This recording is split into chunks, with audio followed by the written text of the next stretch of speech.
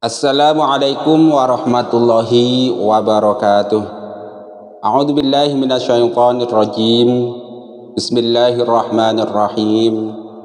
Allahumma shalli ala sayyidina Muhammad wa ala ali sayyidina Muhammad. Alhamdulillahi rabbil alamin. Amma ba'du. Kaum muslimin rahimakumullah, apa kabarnya?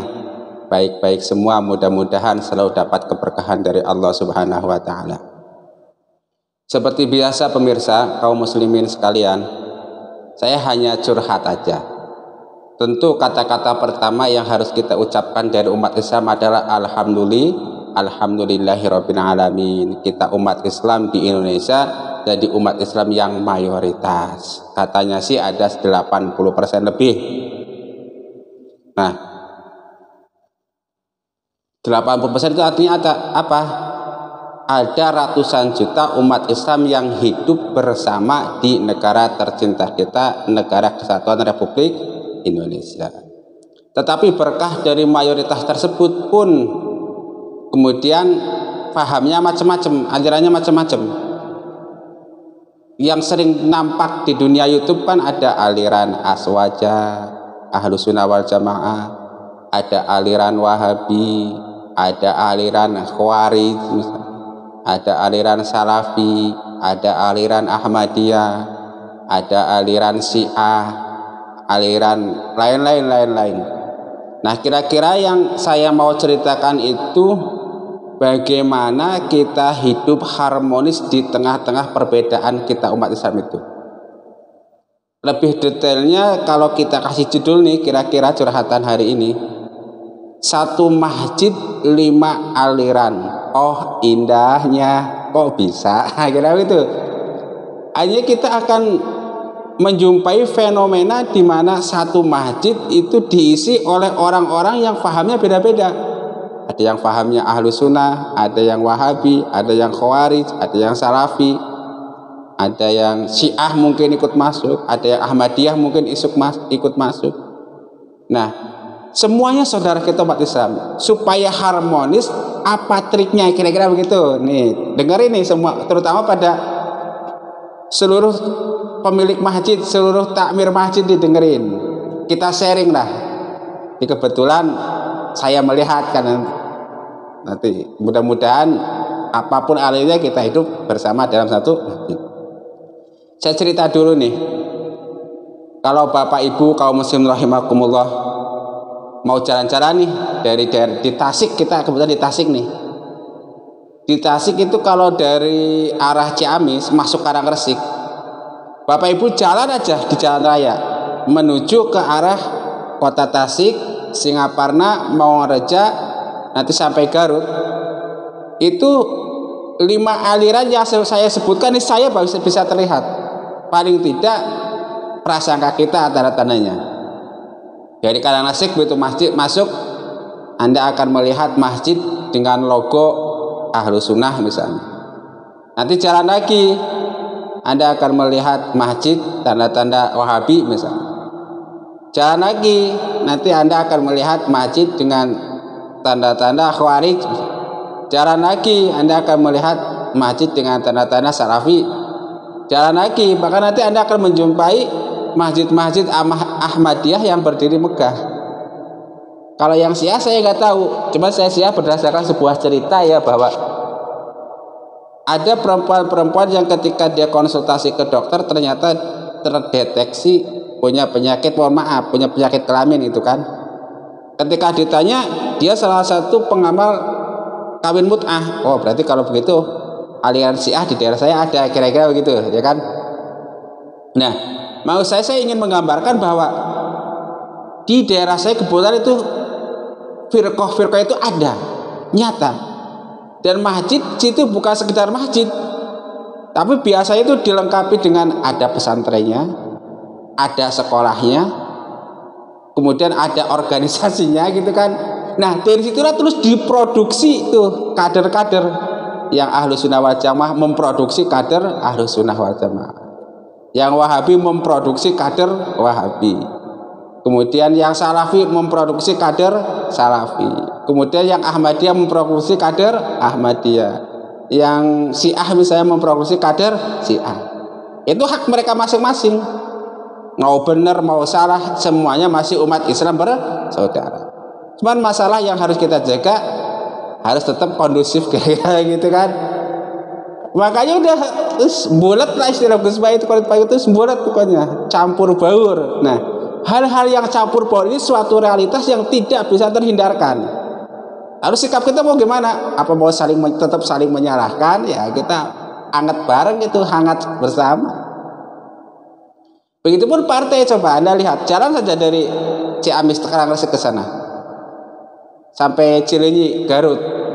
Alhamdulillah, dari mulai partai yang berbasis Ahlus Sunnah, partai berbasis Wahabi, partai berbasis Khawarij, partai berbasis Ahmadiyah misalnya kalau ada, atau berbasis Syiah, ada itu. Jadi alhamdulillah kita melihatnya dari sisi berkah. Jadi kita mau masuk yang mana aja ada, tinggal pilih. Ibarat orang mau belanja itu tinggal milih. Seleranya Aswaja beli yang ini, seleranya Wahabi beli yang ini. Kira-kira begitu. Cuman masalahnya yang kasihan nih, yang kasihan. Kadang-kadang ada yang salah masuk.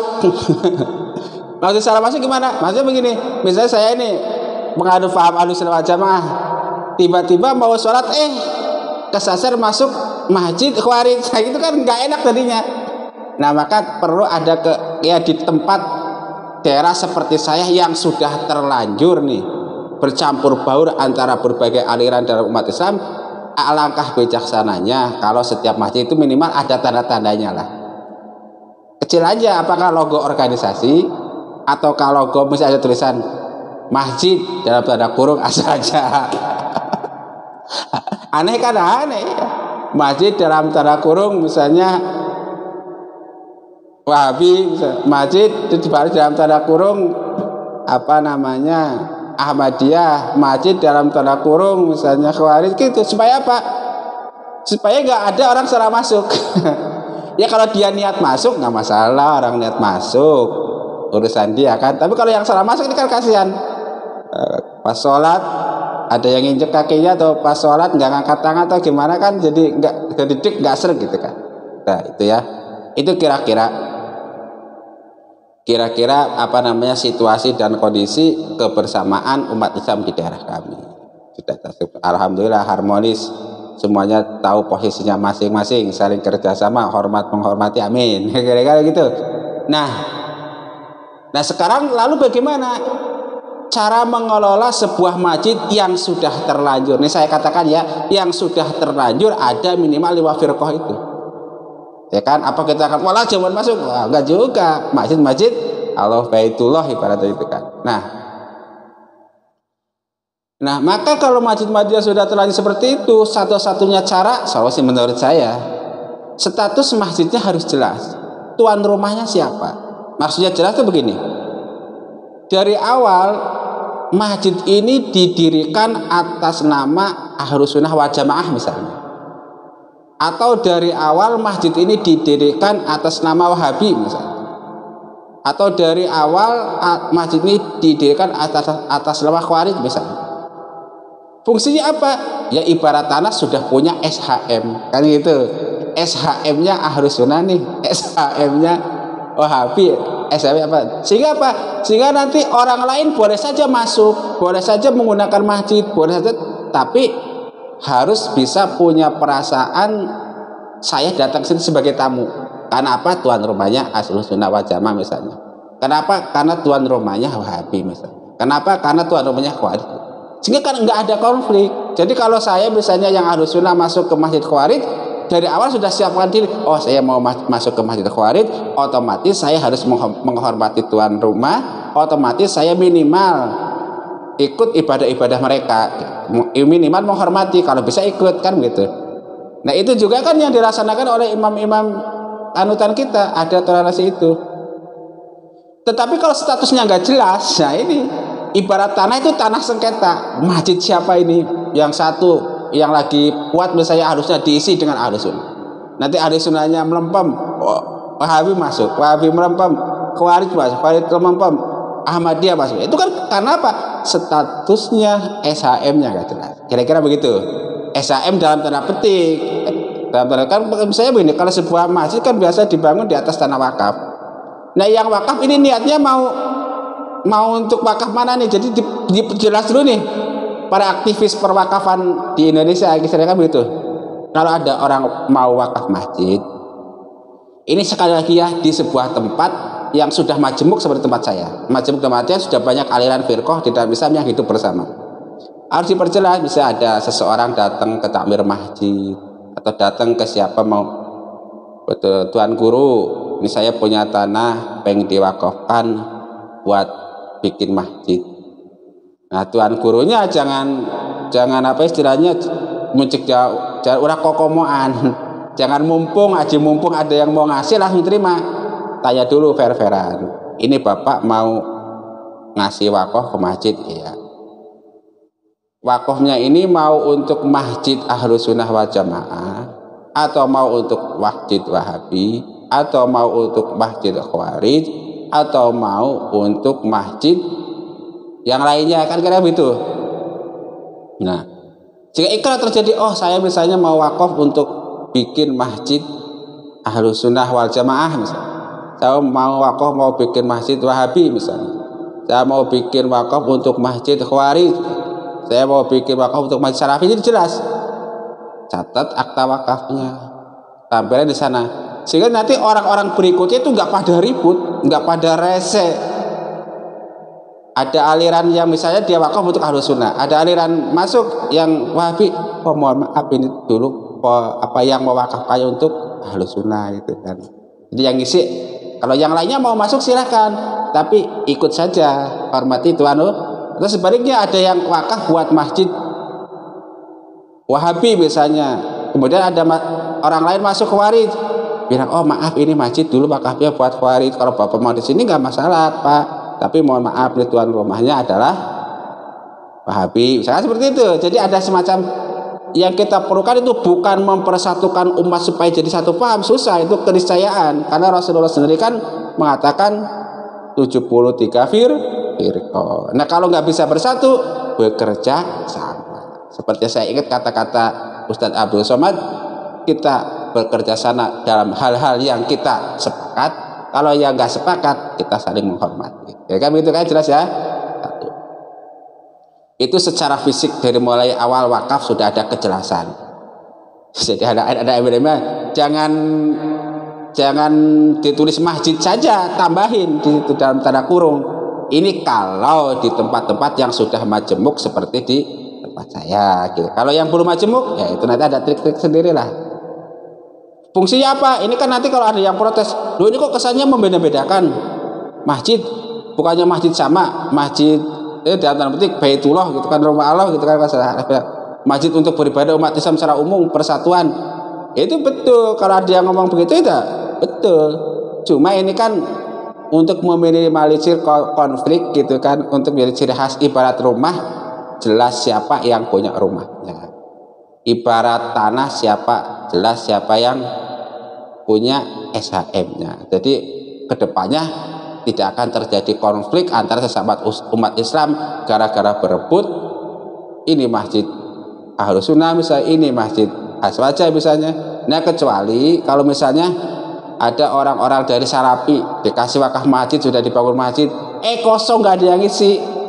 Nah, ya udah diberikan aja itu yang tadinya SHM-nya SHM Salafi, berikan aja sama yang lain. Nah, ada proses selanjutan. Nah, itu salah satu kebijaksanaan juga yang ada di daerah kami. Kebetulan ada masjid, mungkin dari awal dia meniatkan untuk bikin masjid Wahabi misalnya, tapi pas kebetulan umat yang ibadah dengan cara-cara Wahabi di tempat situ belum banyak, belum ada, akhirnya masjid itu tutup dalam artian simbol-simbol kewahabian dia tutupi supaya nanti jadi masjid umum. Masjid umum di daerah kami, yaitu siapa saja bisa masuk. Nah, kalau ini masjid bersama berarti umum. Itu ada banyak nggak jelas lagi, potensi konflik lagi. Masjid umum sebaiknya itu nanti diserahkan kepada ya salah satu itu tadi, bisa kecenderungannya kepada yang Ahlus Sunnah, ya serahkan pada yang Ahlus Sunnah. Kalau kecenderungan sama yang apa namanya yang Salafi ya, pada yang Salafi itu kan terjadinya konflik kan karena itu berebut tempat biasanya. Itu seperti itu, contoh ada tadi bisa jalan-jalan ke Tasik keliling kira-kira. Kalau sekarang masih ada kan namanya ketika masjid kosong kan perubahan dinamis tuh, diisi oleh yang ini, diisi oleh kan begitu kira-kira. Nah, dan alhamdulillah lagi itu kan kebetulan ada teman-teman kita yang istilahnya suka berkeliling buat iktikaf di masjid. Nah, itu kira-kira teman-teman kita dari kelompok itu yang cocok mengisi itu gitu kan. Tapi tentu mereka juga harus adaptasi dengan paham-paham di daerahnya. Jangan sampai tujuan kita mau syiar Islam, mengisi masjid-masjid yang kosong, tapi malah terjadi konflik sesama umat Islam gara-gara yaitu budaya yang berbeda, perilaku yang berbeda. Udah, kita ngopi dulu lah. Alhamdulillah. Bismillah. Alhamdulillah. Bismillah. Alhamdulillah. So-soan biar lebih cering kalau sambil ngopi itu kan. Ini salah satu yang saya lihat dari Ustadz Yahya Waloni itu, ceramah sambil ngopi. Meskipun dalam tanda petik kurang sopan, ya Pak, mohon maaf lah. Santai aja, namanya juga bincang-bincang santai. Sampai di mana tadi ya?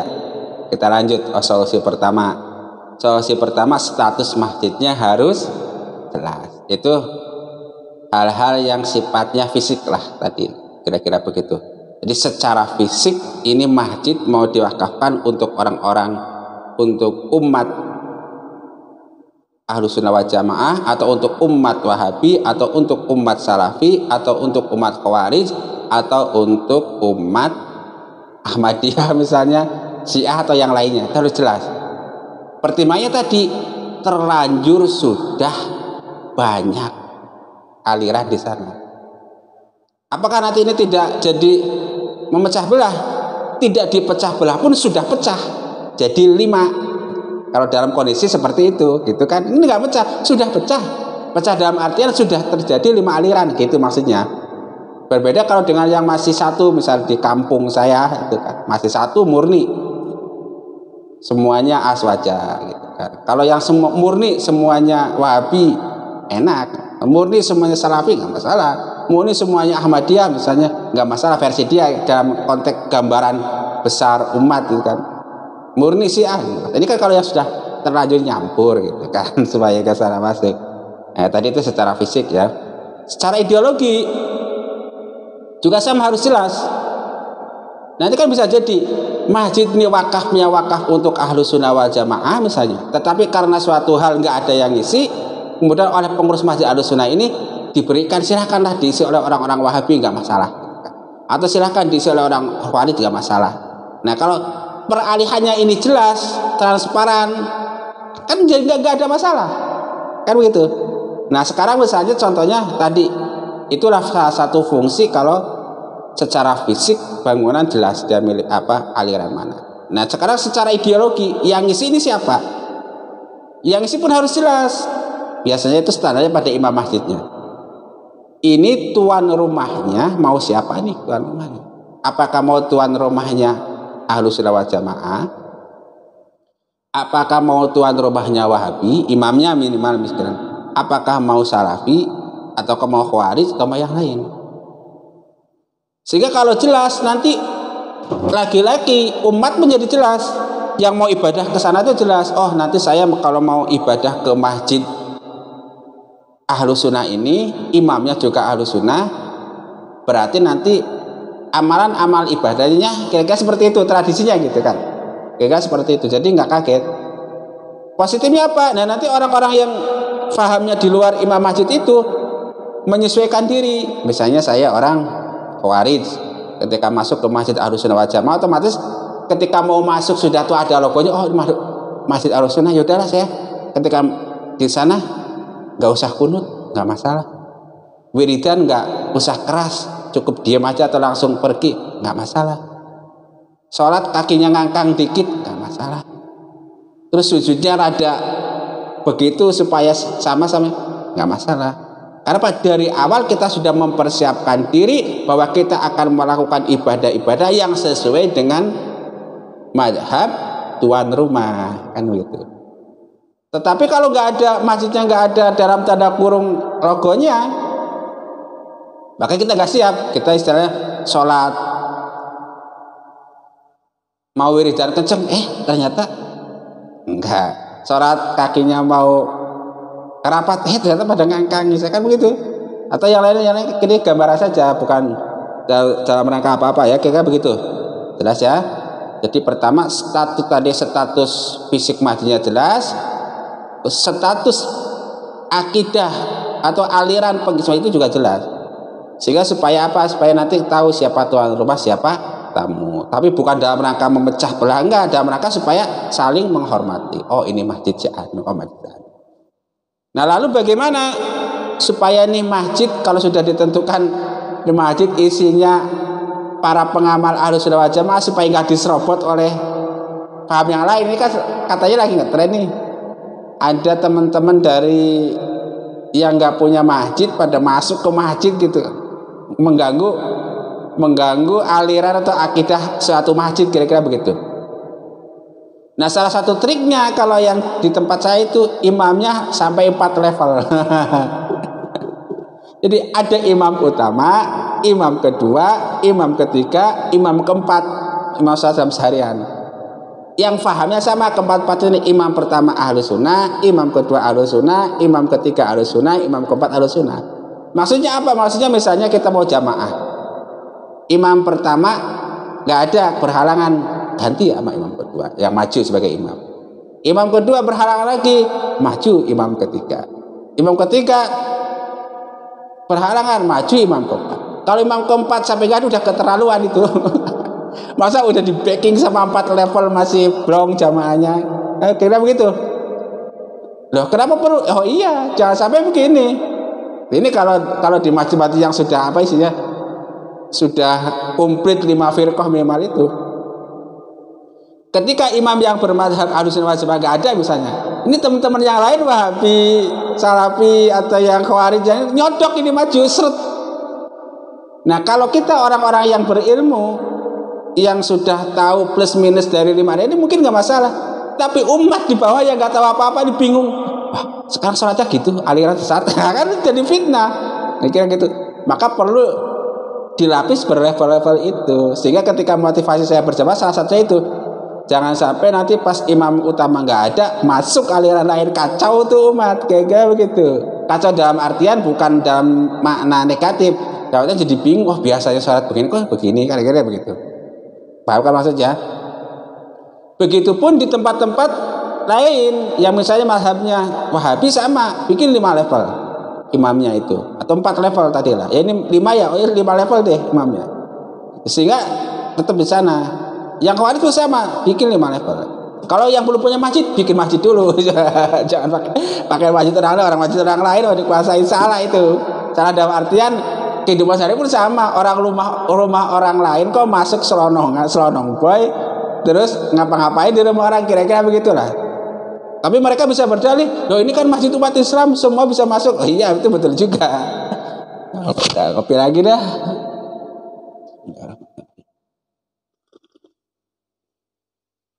Sudah, yaitu plus minus bahwa imamnya itu akidahnya tentukan siapa tuan rumah. Ini kalau di tempat saya sih 1. Jadi imamnya itu dari level 1 sampai imam level 5 itu Ahlussunnah. Kalau di tempat lain mungkin ada yang bebas, saya nggak tahu nih. Kalau ada yang tahu coba deh diupload lagi, ceritakan di komen itu. Maksudnya bebas tuh siapa cepat dia dapatkan, ada mungkin macam begitu ya, siapa cepat dia dapat. Dan macam ini gambar apa? Gambarnya di suatu masjid sudah ada 5 aliran itu, imamnya bebas siapa saja. Dan artian kalau yang kebetulan yang datangnya Ahlussunnah, ya udah imamnya Ahlussunnah, yang lain ikut. Atau yang kebetulan yang datangnya Wahabi, ya udah Wahabi imam, yang lain yang ikut. Yang kebetulan datang Khawarij imam. Itu mungkin ada masjid-masjid seperti itu. Cuma kebetulan saya nggak tahu. Kebetulan yang saya tahu sih biasanya ya itu sudah ada tuan rumah. Misalnya kalau kayak saya nih, kalau misalnya sedang ke Tasik, saya mampir ke masjid teman-teman Salafi, ya udah saya ikut cari ibadah mereka. Sama dalam keyakinan saya masih sah gitu kan. Misalnya kalau ke teman-teman Ahmadiyah, oh belum pernah masuk Ahmadiyah. selain masjid mereka tertutup, juga keyakinan kita kan ada tambahan api baru, surah society toleransi. Ada kalau pengen tahu Masjid Ahmadiyah di sini berdiri Mekah, bahkan dekat pesantren besar, dekat organisasi besar, kira-kira begitu. Kalau pengen lihat masjidnya khas itu, kalau yang pernah dapat Ahmadiyah, minimalnya ada tempat saya khas di Kubahnya itu agak sedikit beda dengan masjid kita. Kita lanjutkan tadi akidah imamnya jelas ya untuk memilih masjid itu. Imam lapis 4, ya ini kuncinya sebetulnya di sini. Sesudah status masjidnya jelas, akidah orang-orang yang aliran orang-orang yang mengisinya jelas. Yang ketiga adalah imam berlapis 5 lah, katakan begitu. Terus tamunya ini harus tahu diri. Maksudnya tamu itu kan ketika misalnya sebuah masjid secara fisik ya masjid Ahlus Sunnah, apalagi sudah ada logonya, kemudian secara aliran yang mengisinya imamnya sudah jelas Ahlus Sunnah, kemudian imamnya sudah dilapis-lapis, yang keempat tamu tahu diri, oh ini masjid aliran ini. Kalau kita mau ikut ibadah di sana, biasanya nggak ada larangan, di tempat kita bebas. Siapa saja bisa masuk ke masjid yang ada di tempat kita, siapa saja bisa ibadah di tempat kita. Cuma itu ketika sholat berjamaah atau ketika terjadi kegiatan-kegiatan, itu harus jelas tuan rumahnya. Yang bikin kacau ini yang di tempat saya itu, yang saya amati kan ketika begitu, misalnya ada teman-teman aliran Salafi nih, dia mengadakan ibadah di Masjid Ahlus Sunnah tapi dengan cara ibadah Salafi. Ini bikin kacau. Misalnya mereka di masjid ngumpul, nah kita ini umat yang Ahlus Sunnah kan melihat dari luar masjid. Maksudnya begini, itu ibarat tanah saya dikuasai oleh dia, kan gitu. Ibarat rumah saya sedang dijarah oleh mereka, akhirnya gitu. Tapi kalau ini ada kebijaksanaan saja dari teman-teman Salafi ketika dia akan berkunjung ke masjid-masjid Ahlus Sunnah, kemudian dia di sana, pas di sana pakaiannya ganti dikit, salin. Kalau dia biasa pakai pakaian A misalnya, ketika mau mengadakan kegiatan atau acara di masjid-masjid Ahlus Sunnah, ganti baju, disalin deh, pakai baju yang mirip setelah itu, minimal dari bajunya kan gitu. Jangan malah angku, malah udah biar mereka ikut sunnah kita. Itu bukan fikih dakwah kalau begitu, fikih pemecah belah. Nah, salah satunya begitu, itu yang bikin kacau. Atau juga sama selanjutnya, teman-teman kita yang dari Ahlus Sunnah misalnya masuk masjid Wahabi, di sana misalnya amalan-amalannya tidak disesuaikan, pikiran keras, nggak mau merapatkan barisan dan lain-lain. Ini kan lagi ngomongin identitas, bukan lagi ngomongin ilmu. Kalau ngomongin ilmu ya nanti beda ceritanya lagi, ya kan, itu cerita aja. Nah, salah satu begitu, gitu kan. Misalnya ada orang-orang yang suka itikaf dari masjid ke masjid berkeliling. Salah satu dampak negatifnya itu ketika mereka tidak menyesuaikan dengan aliran yang ada di suatu wilayah itu, baik dari segi berpakaian, dari segi cara ibadah itu rawan konflik. Orang-orang memang nggak ngomong langsung, nggak ngomong, tapi dia batin di luar. Kalau tujuan dakwah di sana udah ada ajengan, ngapain dakwah di sana? Ajengan sempat juga ada, kan begitu. Kalau tujuannya mau numpang itikaf di masjid, terus ngapain nggak ngormatin tuan rumah dengan cara misalnya merubah pakaian atau dengan cara ibadahnya disesuaikan dengan masyarakat setempat? Terus apalagi tujuannya? Ya tujuannya itu satu, ada terselubung menyebarkan kebenaran yang dia yakini. Itu enggak. Tapi mereka juga kadang istilahnya berpendapat ini masjid bersama, betul, kelihatannya indah, betul, tapi kalau di tempat-tempat seperti tempat kami itu justru nggak jelas identitasnya. Ibaratnya identitasnya banci lah, dibingung mau ke sana enggak, mau ke sini enggak, abu-abu, akhirnya ya itu nggak jelas itu. Jadi lebih baik saya Ahlus Sunnah saja, saya Wahabi, saya Salafi, saya Khawarij, saya Syiah, misalnya Ahmadiyah, tetapi itu menunjukkan identitas dalam rangka supaya kita bisa saling menghormati, kan begitu. Nah, sudah jelas ya. Itu saya akan cerita contohnya misal, di masjid saya juga banyak itu masjid-masjid impor. Masjid itu maksudnya orang tanah kosong tiba-tiba ada masjid, kira-kira begitu. Nah, kalau masjid itu kemudian diisi oleh paham yang sesuai dengan masyarakat sekitar nggak ada masalah mungkin. Tapi biasanya yang diimpor itu bukan masjidnya aja secara fisik, tapi ya tadi itu imamnya imam impor, pahamnya paham impor. Itulah salah satu teori, dan kalau dari segi positif teori yang baik. Jadi masjidnya dulu diimpor bangun, kemudian imamnya impor dulu masuk bangun. Kan tanah masih kosong nih, luas daerah. Nah nanti begitu ada orang-orang baru, kan dia nggak menyalahkan masjid. Karena apa? Masjidnya duluan. Otomatis masyarakat yang datang itu harus mengikuti masjid yang sudah ada.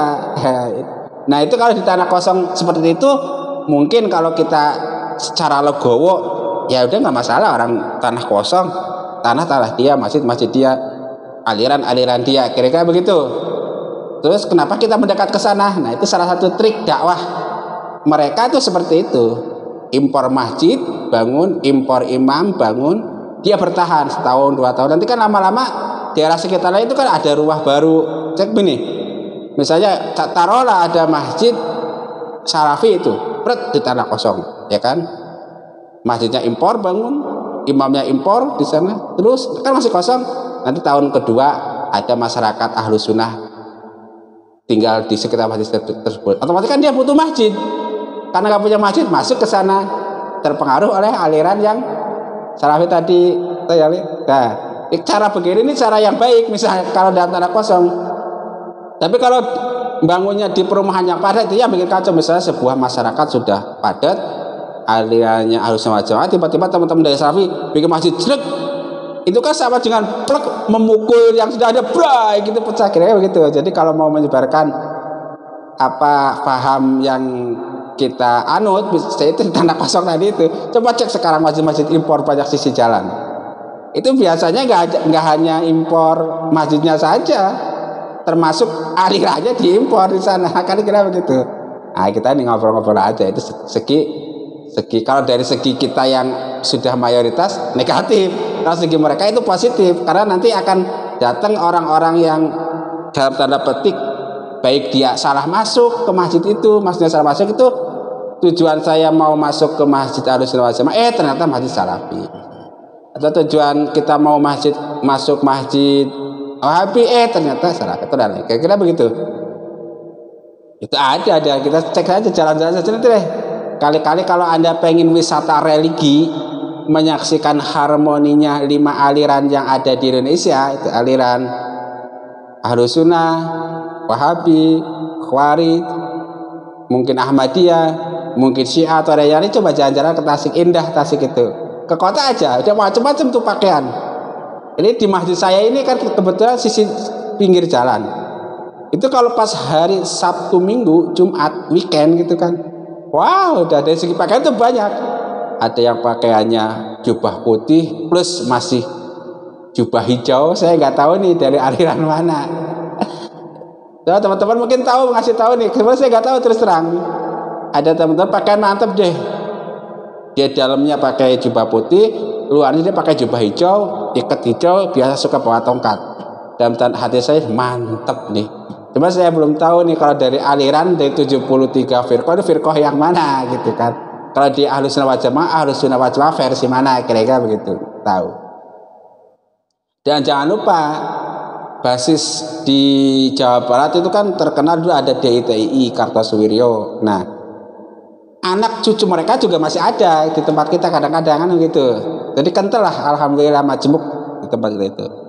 Kemudian ada lagi itu model umat Islam yang masuk ke tempat kami itu pakainya hitam-hitam.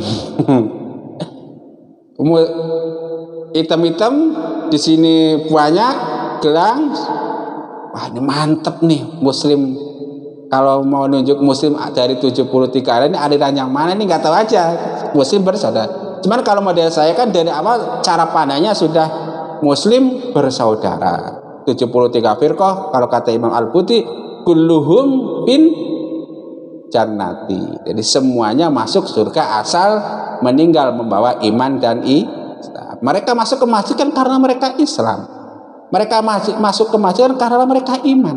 Ya sudah, kalau dia iman, kalau dia Islam, potensi menjadi Ahlus Sunnah ada. Potensi untuk masuk surga ada. Tapi jangan lupa potensi masuk neraka pun ada kalau dia meninggalnya nanti su'ul Jadi santai aja. Cuman ini kan lagi cerita saja. Itu atau yang jubah hijau-hijau, yang jubah apa hitam-hitam ada. Kan aneh saja. Kalau saya pakainya kayak begini. Nah, kalau pakaian yang santri saya itu biasanya cukup koko putih, sarung putih atau sarung hitam, kopiah putih, itu udah bagi saya udah nyantri banget kalau gitu. Kalau sampai jubah mantap lagi kayak gitu. Sehari ya udah. Makanya ketika ada yang pakai baju yang mantap itu, alhamdulillah teman kita masih ada yang kuat pakai baju-baju yang bagus. Nah, kemudian tempat saya juga banyak dari cara segi berpakaian itu kan. Tadi pakaian yang putih-putih, hitam-hitam, kemudian pakaian-pakaian yang Palestina juga banyak itu. Apalagi kalau kebetulan istilahnya ada permasalahan dengan umat Islam baik di dalam negeri maupun di luar negeri yang membutuhkan demo, banyak datang para pendemo, takbir, Allahu Akbar misalnya. Sholli ala Muhammad, Allahumma sholli ala Muhammad, banyak. Jadi alhamdulillah majemuk. Jadi kita umat Islam bersaudara. Jadi cara pandangnya harus begitu. Kulluhum fil jannati, semuanya kandidat ahli surga. Jangan dibalik, jangan kulluhum fin nari, semuanya kandidat ahli neraka. Wah, saya susah. Semuanya betul bahwa kita semuanya kandidat ahli surga, betul. Kita semuanya kandidat ahli neraka, betul. Cuman kalau cara pandang kita dari yang kulluhum fil jannati, semua kandidat ahli surga, kita jadi merangkul. Oh iya, kamu memang alirannya beda dengan saya. Saya ahlu sunnah misalnya, ente salafi wahabi, tapi kita sama kandidat ahli surga. Jangan sampai kita nanti di dunia bertengkar, ketemu di surga, cara-cara kan malu. Kamu dulu nih beda-bedain saya. Sebaliknya kamu juga karena kira-kira begitu. Jadi nanti apapun perpecahan, perbedaan pendapat yang terjadi di umat Islam, kalau disikapi dengan cara pandang kulluhum fil jannah, nanti di surga itu indah, saling canda, kira-kira begitu. Tapi kalau disikapi kulluhum finnar, itu nanti di neraka pada susah tuh. Nanti dulu gara-gara kamu ngomong saya di neraka beneran nih. Yang sebenarnya juga sama. Kamu juga sama ngomongin saya sesat, jadi sesat beneran nih kita di neraka. Jangan begitu lah, kira-kira kan. Iya, dasarnya mana? Baca upload video saya sebelum ini, yaitu bisa 73 firqah semuanya masuk surga ya. Atau baca dengerin juga, tonton juga video saya sebelum ini bahwa 5 obat penenang bagi 73 firqah yang lagi bimbang, dan video-video lainnya. Sudah jelas ya, itu dari segi cara berpakaian. Jadi kalau nanti ke masjid saya, maksudnya masjid tempat saya tinggal gitu, kalau saya itu dari segi berpakaian akan macam-macam, akan terlihatan tuh, dari mulai yang paling mantep pakaian sunnah Rasul tingkat atas, sampai pakaian yang paling mantep sunnah Rasul tingkat bawah. Nah ini saya kayak gini cara memandang sunnah. Di nama sunnah Rasul kan ada yang sunnah minimal, ada sunnah yang ideal. Misalnya ada aliran A lebih mengamalkan sunnah yang minimal, aliran E mengamalkan sunnah yang maksimal. Yang harus kita pahami semuanya masih dalam sunnah itu. Kalau cara pandangnya begitu enak. Mau minimal silahkan, toh pasti sunnah. Mau maksimal silahkan, toh pasti sunnah. Jadi kita itu mengamalkan Islam jadi ringan, membuat Islam enak diamalkan. Enggak jadi keras, enggak harus maksimal 100%. Harus, itu dia. Kalau sudah harus sudah. Ini untuk di daerah saya yang sudah terlanjur hidup umat Islam dalam 5 firqah. Kalau yang dalam masih 1 firqah, masih lain, kasih tahu saya triknya gimana, kira-kira gitu. Itu dari segi pakaian. Dari segi muamalah pun sama. Kalau pas jamaah itu macam-macam. Masih macam-macam. Ada yang pengen merapatkan barisan.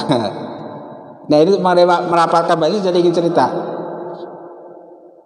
Di tempat saya kan juga ya, karena 5 area itu ada yang pengen melaksanakan sunnah merapatkan barisan sehingga kakinya itu dempet, kira begitu kan, antel. Ini juga dempet, itu sunnah Rasul banget. Saya sebagai orang ya sedikit tahu lah perbedaan itu, sunnah itu nggak masalah bagi saya. Mau nempel di sini monggo, kaki mau nempel juga monggo, karena itu memang sunnah Rasul. Tapi kalau bagi yang jarang juga nggak masalah bagi saya. Kenapa? Alasannya kan setan itu nanti masuk, setan itu udah takut sama saya, berarti begitu. Takut sama yang sholat, nggak akan lewat sisi sholat. Nah kalau nggak tahu tuh sama yang suka merapatkan diri, takut ya setan. Ini bercanda kira-kira begitu. Maksud saya pengen cerita begini, ada kejadian waktu itu kan saya biasa ke kebun nih, jatuh kaki pas bagian kelingking ya, ini bagian sebelah sini, dia luka karena jatuh itu tadi. Nah pas lagi luka-lukanya sholat kembali jamaah, teman saya itu nginjek yang luka ini. Aduh, dalam hati sambil sholat pengen ketawa. Aduh, ini kalau begini gimana ini nih, kaki keinjek pas lagi luka. Nah ini rahasianya nih, kenapa sebagian teman-teman yang sunnah rasulnya minimal agak jarang dikit ini, kalau ada yang lagi luka keinjek, marah nanti. Ini intermezzo aja ya. Itu artinya saya pengen menggambarkan bahwa di tempat saya itu begitu, karena 5 firqah itu, jadi ada teman-teman yang sholatnya udah jarang nggak masalah. Kalau biasanya saya sih kalau lagi ngalamun jarang ya udah, kalau kata mereka takut setan lewat, kalau sama saya jarang juga. Nggak rapat setan udah takut sama saya, sama orang sholat. Masa setan nggak takut sama orang sholat? Nanti sholatnya bertanyakan. Ini hanya candaan saja, tapi memang sunnah rasulnya rapat. Kalaupun nggak rapat, toh nggak masalah kan gitu. Dia dapat sunnah yang lain, dapat sunnah meluruskan. Misalnya kan sunnah kan ada 2, lurus dan rapat. Nah, kalau dia nggak rapat, alhamdulillah dapat sunnah lurus. Kalau dia nggak lurus tapi rapat, alhamdulillah dapat sunnah rapat. Tapi kalau dia rapat dan lurus, alhamdulillah dapat sunnah rapat dan lurus. Kalau alasan mereka merapatkan supaya umat Islam tidak bercerai-berai, bagus. Tapi kalau harus rapat atau harus renggang jadi cerai-berai, itu kan jadi kontradiktif. Tadinya niatnya merapatkan supaya tidak bercerai-berai, tapi karena dipermasalahkan rapat atau renggang jadi bercerai-berai. Ya itu biasanya kita udah tahu sama tahu lah. Jadi kalau mau jamaah, oh ini si ini, misalnya aswaja, oh si ini lah, udah diam aja, biasanya udah tahu lah. Itu kalau memang masyarakat setempat.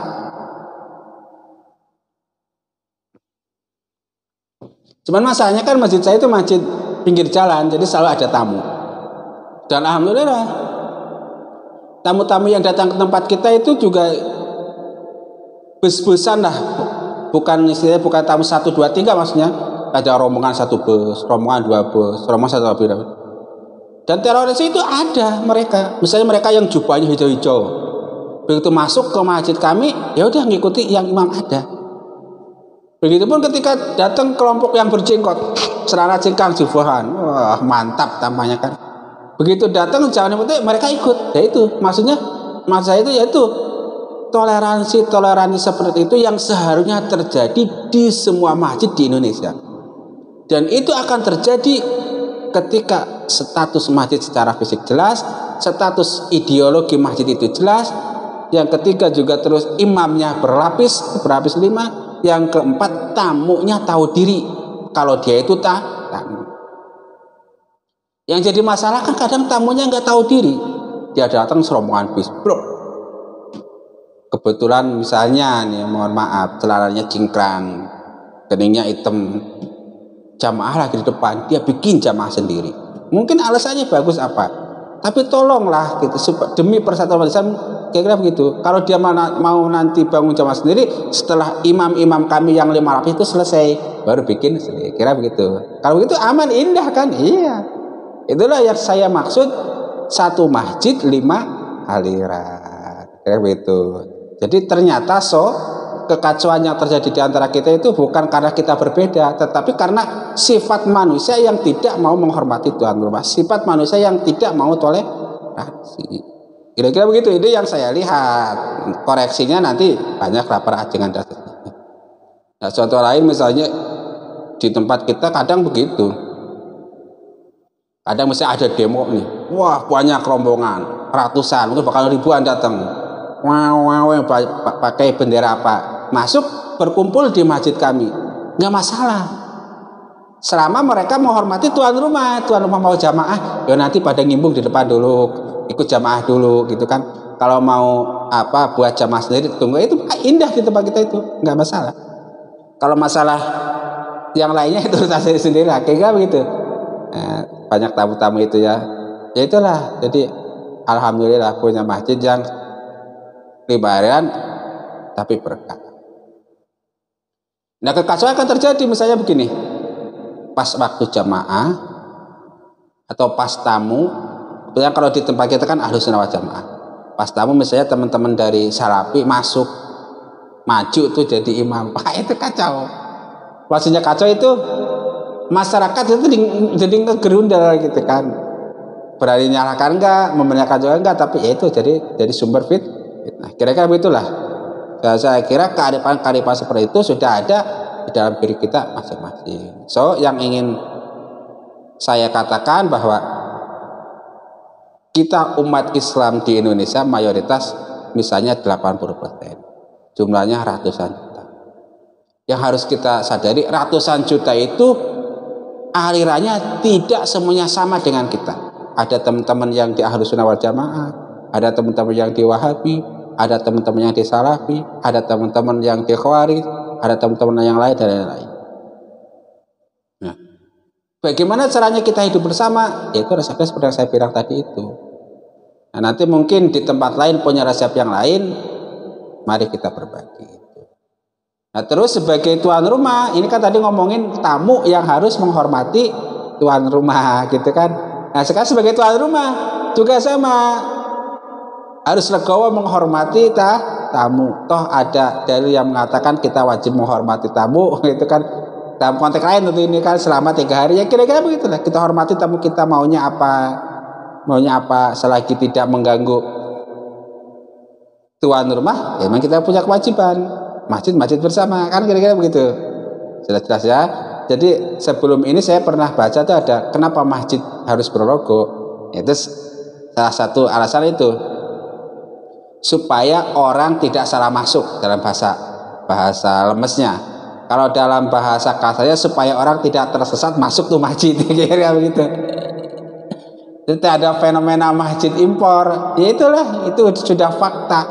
Selama mereka membangun di tempat-tempat yang kosong tadi itu, saya kira itu sudah kebijaksanaan mereka, sudah kan aliran global masuk udah gak terbendung, kira-kira begitu. Beda ya. Kemudian solusinya itu cara pandang yang kelima itu tadi nih saya catat. Kelima cara pandang. Kulluhum fil jannati, dari sono, bukan dari kulluhum fin nari. Kata-kata siapa? Saya terus terang terinspirasi dari kata-kata Syekh Al-Buti. Nanti bisa lihat di YouTube ceramah Syekh Al-Buti yang mengatakan penjelasan hadis 73 firqah. Sudah saya upload juga, nanti bisa dicek lah. Hadis 75 firqah. Nah, jangan lupa nih yang sudah dengerin sejauh ini, jangan lupa like, subscribe, dan share video-video kami supaya kita sama-sama mempersatukan 73 firqah yang ada di dunia Islam. Kalau di Indonesia mungkin beberapa, minimal yang seperti saya sekatakan tadi ada mempersatukan 5 firqah yang ada di daerah kita. Bersatu dalam artian bukan mempersatukan, mempersaudarakan supaya saling menghormati, supaya saling bekerja sama. Sehingga ketika kita hidup itu indah. Kita bisa menonton, dalam tanda petik ya, menonton ibadah-ibadah mereka. Mereka juga bisa menonton ibadah-ibadah kita. Jadi ada tontonan enak gitu. Mudah-mudahan bermanfaat, dan salam satu sanad, salam satu nasab, umat Islam bersaudara. 5 tadi cara pandangnya ya, kulluhum fil jannati. Jangan sampai awalnya kulluhum fin. Nah, kalau udah kulluhum fin udah tunjuk ente ahli neraka, supaya nggak masuk neraka harus begini-begini. Ente ahli fitnah supaya nggak begini. Itu salah lah. Kita mending dari yang ahli sunnah. Coba deh. Kalau kita melihat sesuatu yang menurut kita nggak pas, itu awalnya dari itu, supaya nanti menjadi fleksibel kira-kira. Saudara ya, nggak pada mudah, karena isinya yang ingin saya ceritakan bahwa dalam suatu masjid dihuni oleh 5 kelompok aliran, itu mungkin terjadi, dan itu dalam tanda petik mungkin sudah terjadi di tempat saya. Kalau sudah terlanjur terjadi, gimana solusinya? Yaitu satu, sebuah masjid, sebuah tempat ibadah, supaya tidak terjadi sengketa antara 5 aliran itu harus jelas. Pertama, jelas status masjidnya. Apakah itu masjid Ahlus Sunnah, apakah itu masjid Wahabi, apakah itu masjid Salafi, apakah itu masjid Khawarij, atau masjid Ahmadiyah, Syiah, dan lain-lain. Yang kedua, jelas status aliran yang mengisi masjid tersebut. Apa itu masjid Ahlus Sunnah, Wahabi, dan lain-lain. Kemudian yang ketiga, imamnya itu harus berlapis, minimal lapis 5 lah, 5 waktu, kira begitu. Kalau sendirian udah rawan tuh, imam utama nggak ada, langsung masuk era ini sudah kacau. Kemudian yang keempat, tamunya harus tahu diri, menghormati tuan tuh. Yang kelima, tuan rumahnya juga harus tahu diri. Yang keenam, cara panjangnya dirubah supaya kita bersaudara itu. Dari cara panjang yang di depannya itu kulluhum fil jannati. Kita ini bersaudara, semuanya kandidat calon masuk surga kalau meninggal dalam keadaan iman Islam. Iman Islam yang mana maksudnya? Iman Islam yang rukun imannya 6, rukun Islamnya 5, gitu. Kalau yang itu walau alam, ya kan? Iya, jangan dibalik dari kulluhum finnari, kalau itu pecah belah. Ya, mudah-mudahan bermanfaat, dan mudah-mudahan kita jadi kelompok orang-orang yang selalu memakmurkan masjid. Allahumma amin. Rabbana taqabbal minna innaka antas samiul alim wa tub alaina innaka antat tawwabur rahim. Subhanakallahumma wa bihamdika asyhadu an la ilaha illa anta astaghfiruka wa atubu ilaik. Wa afa minkum. Wassalamu alaikum warahmatullahi wabarakatuh.